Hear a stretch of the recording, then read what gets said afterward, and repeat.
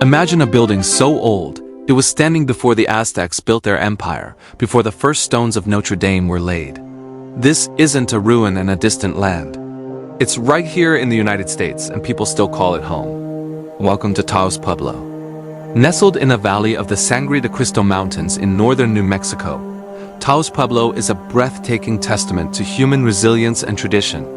This multi-storied residential complex, made entirely of adobe, a mixture of earth, water, and straw, is believed to have been constructed between 1000 and 1450 AD. That makes it not only one of the oldest buildings in the United States, but also the oldest continuously inhabited community. Think about that for a second. For over 1,000 years, generations have lived, worked, and prayed within these same sun-dried walls. The main parts of the pueblo that you see today are Homa, the North House, and La Cuima, the South House. These incredible structures look almost like they've grown out of the earth itself. The walls are several feet thick in some places, providing natural insulation against the hot desert sun and the cold mountain winters. The roofs are supported by large timbers, or vigas, hauled down from the surrounding mountains. Originally, the homes had no doors on the ground level.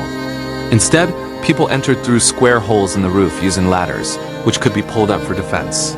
While some modern conveniences have been introduced, the pueblo has intentionally resisted running water and electricity within the old walls to preserve its traditional character. What truly makes Taos Pueblo special is that it's not a museum. It's a living, breathing community. It is home to the Towas Tiwa-speaking Native American people who have safeguarded their culture and traditions for centuries. Their ancestors chose this location for a reason: the presence of Red Willow Creek, or Rio Pueblo de Taos, which flows from the sacred Blue Lake high in the mountains. This creek is the lifeblood of the pueblo, providing the community's sole source of drinking water to this day.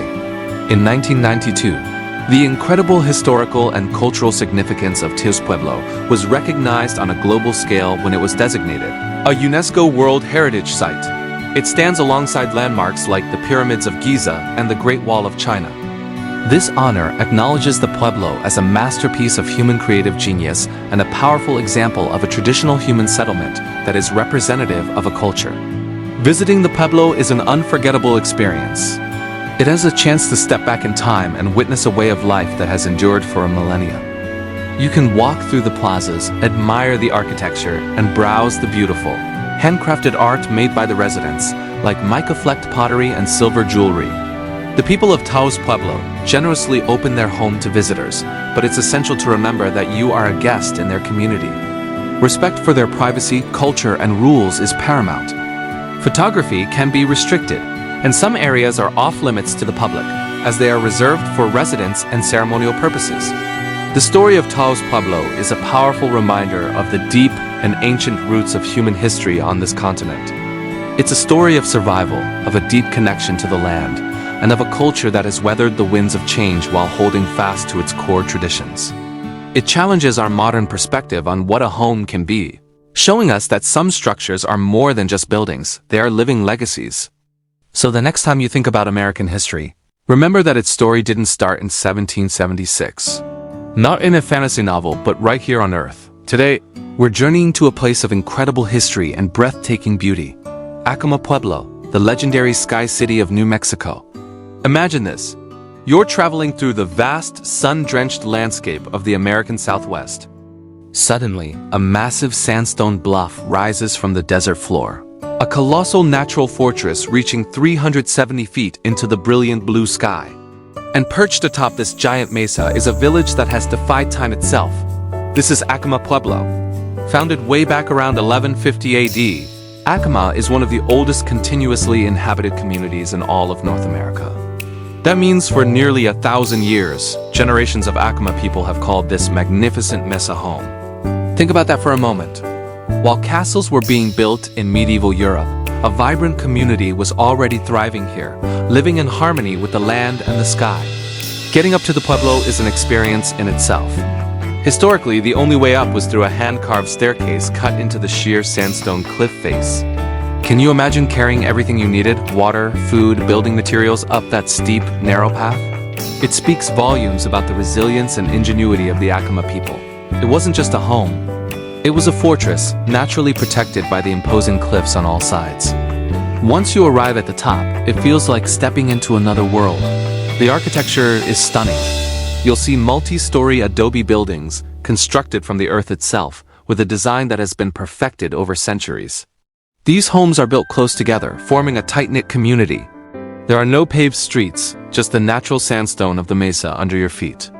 The windows are small, the walls are thick, and everything is designed to withstand the harsh desert climate, keeping homes cool in the summer and warm in the winter. It's a masterclass in sustainable living that predates the modern concept by centuries. One of the most awe-inspiring structures is the San Esteban del Rey Mission Church. Built in the 1600s, this massive adobe church is a testament to incredible human effort. The logs for its roof beams, each about 40 feet long and weighing hundreds of pounds, were carried by hand from mountains nearly 30 miles away. And here is the incredible part. The Acoma people believe these sacred logs were never allowed to touch the ground during their entire journey. The church stands today not just as a place of worship, but as a symbol of the complex history and enduring faith of the community. Life in Sky City is deeply connected to tradition and spirituality. This isn't just an archaeological site or a tourist attraction. It is a sacred home. The Acoma people have a profound connection to this land, which they believe was given to them by the Creator. Their culture, their ceremonies, and their very identity are intertwined with this mesa. It's a living, breathing community where ancient traditions are passed down from one generation to the next. You can often see incredible pottery being made here. Acoma pottery is world-renowned for its thin walls and intricate, fine-line geometric designs, a beautiful art form that tells the stories of their culture. Because of its sacred nature and to preserve its unique heritage, access to Acoma Pueblo is limited. You can only visit with a registered tour guide, which is actually a wonderful thing. It ensures that visitors are respectful and can learn directly from members of the community about their history and way of life. It's a privilege to be welcomed into their home and to hear their stories firsthand. Acoma Pueblo is so much more than just old buildings on a rock. It's a powerful story of survival, of cultural perseverance, and of a deep spiritual connection to the earth. It reminds us that some of the most extraordinary places in the world aren't just built. They are grown from the land and sustained by the hearts of the people who call them home. That has puzzled historians and archaeologists for centuries. Get ready to uncover the secrets of the Casa Grande ruins. Imagine standing in the Sonoran Desert, the sun overhead, and before you rises a monumental, 4-story building made entirely of earth. This isn't a modern creation. This is the Great House, or Casa Grande, a masterpiece of an ancient people known as the Hohokam. Built sometime between 1200 and 1450 AD, this is one of the largest and most mysterious prehistoric structures ever discovered in North America. So who are the Hohokam? They were a sophisticated civilization that flourished in this seemingly harsh environment for over 1,000 years. They were master farmers, engineering an extensive network of irrigation canals that stretched for hundreds of miles, turning the desert green and supporting large communities. Their society was rich with skilled artisans who created intricate pottery and beautiful jewelry from shells traded all the way from the Gulf of California. The Casa Grande stands as the crowning achievement of their architectural prowess. Now, let's talk about the Great House itself. Think about the effort involved. The walls are several feet thick at the base, constructed layer by layer from a special type of mud called caliche. The people would have mixed it with water and packed it into place, letting each layer dry before adding the next. They didn't have modern tools or machinery, just their hands, their knowledge, and an incredible amount of community effort. Inside, massive wooden beams, likely carried from mountains miles away, supported the floors and roof. It's a testament to their incredible ingenuity and organization. But here's the big question that keeps everyone guessing. What was this massive building for? We actually don't know for sure. Some theories suggest it was an elite residence, a home for the rulers or priests of the Hohokam society. Its sheer size and prominent location certainly suggest importance. Another popular theory is that it was a celestial observatory. Archaeologists have found that certain windows and openings align perfectly with the sun and moon during specific events, like the summer solstice or lunar standstills. Could the Hohokam have used this building as a giant calendar to track the seasons, guide their planting and harvesting schedules, and conduct important ceremonies? It's a fascinating possibility that connects their daily lives to the cosmos above. Then, around the year 1450, something happened. The Hohokam people vanished from this area. The canals fell into disuse. The villages were abandoned, and the great house was left to the silence of the desert. The reasons for their disappearance are another profound mystery. Was it drought, conflict, or a societal shift? We may never know the full story, but their legacy lives on in the silent walls of Casa Grande. Centuries later, in 1694, a European missionary named Father Eusebio Kino stumbled upon the ruins and gave it its modern name, Casa Grande, meaning Great House. As westward expansion brought more people to the area, the site was threatened by souvenir hunters and vandalism. Recognizing its immense historical value, President Benjamin Harrison designated Casa Grande as the very first prehistoric and cultural reserve in the United States in 1892. In 1980, it was redesignated as a national monument, and that iconic steel roof was built over it in 1932 to protect this irreplaceable treasure from the elements. Visiting Casa Grande today is like stepping onto sacred ground.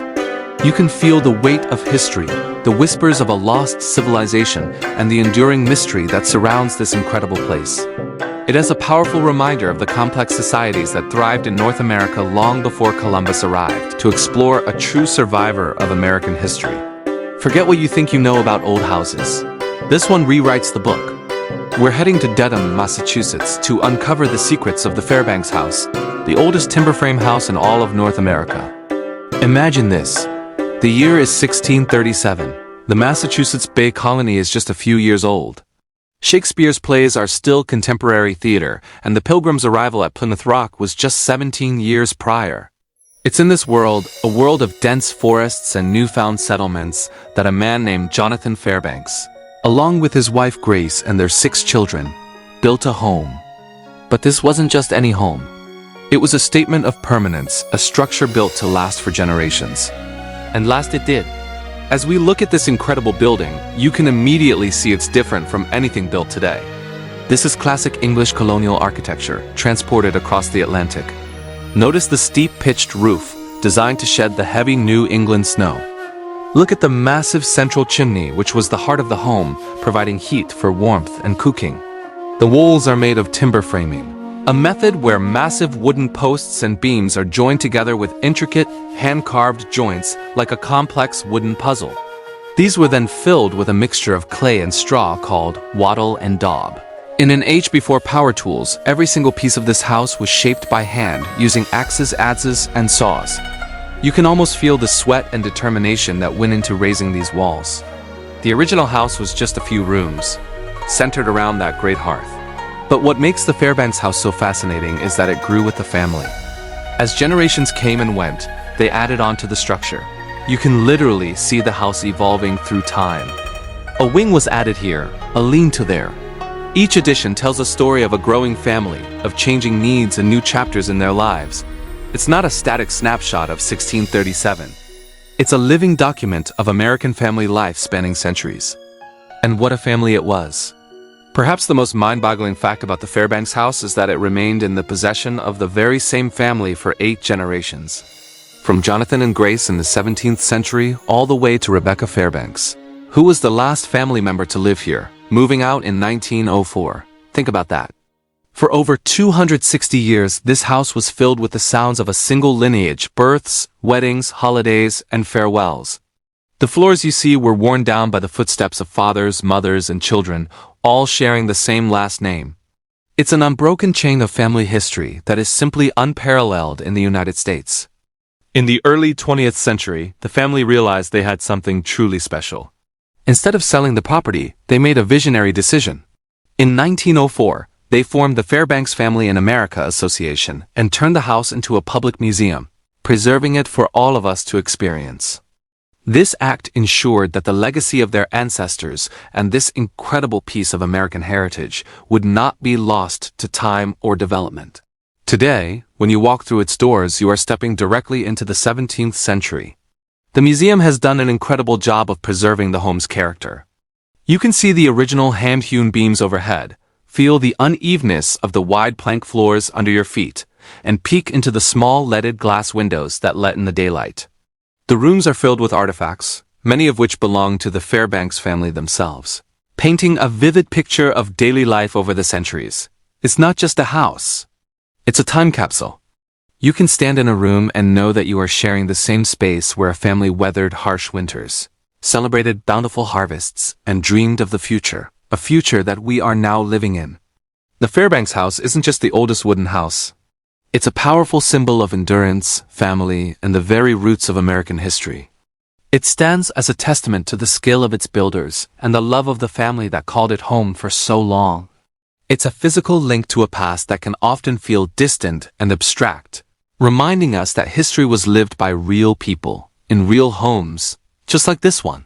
So if you ever find yourself in New England, I highly recommend a visit. It's an experience that will change the way you think about history. Thank you so much for joining me on this incredible journey today.